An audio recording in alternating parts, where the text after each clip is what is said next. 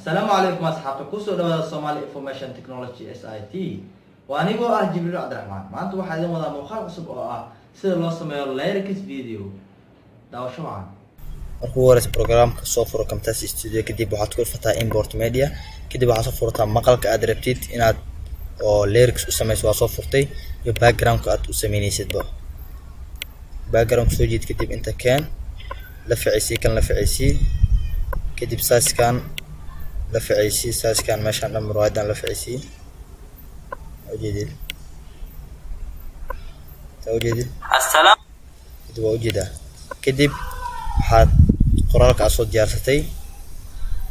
taan dhageysano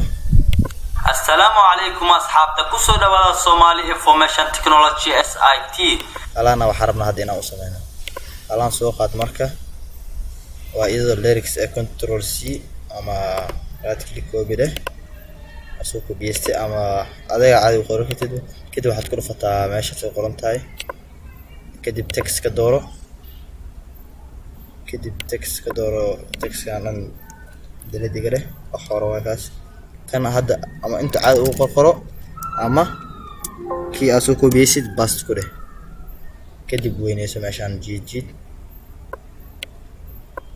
kadib السلام عليكم أصحابنا كسو دوادا Somali Information Technology SIT hala soo sameeyna hadana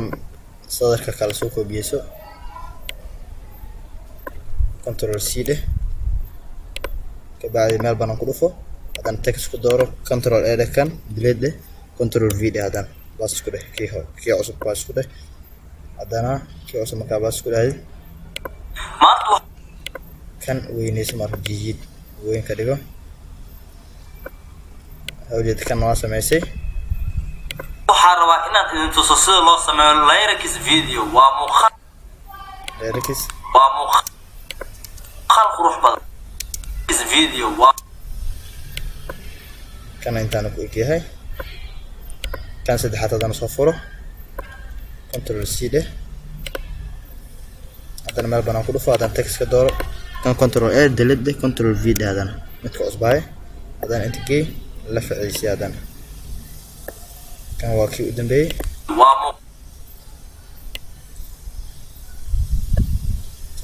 waa wada sameynay adriga السلام عليكم أصحابنا كسو دوادا Somali Information Technology SIT maanta waxaan rabaa inaad idin tuso sida loo sameeyo lyrics video waa muuqaal qurux badan daawasho wacan kan waa tusaale waa ujeedaa saa u sameynay waa lyrics wanaagsan adigoo sidaad u sameysay marka kan waa tusaale uun kadib waxaad ku dhufataa product and share saa u save gareysato kadib quality fiican ka dooro next dheh meesha aad ku save gareynayso meeshan ka dooro kadib magac u bixi lyrics heart u bixi kadib finish dheh saas ku save gareysan waxaan filayaa in muuqaalkan ku cajib geliyo haddii aad ka hesho casharka like saar kuna soo qor qaybta comments-ka casharka aad doonto in lagu soo diyaariyo anigoo tixgeli doona fikradaada hana iloobin inaad subscribe ku sameyso channelka si ay kuu soo gaarto casharo walba oo ka baxa channelka mahadsanid guul wacan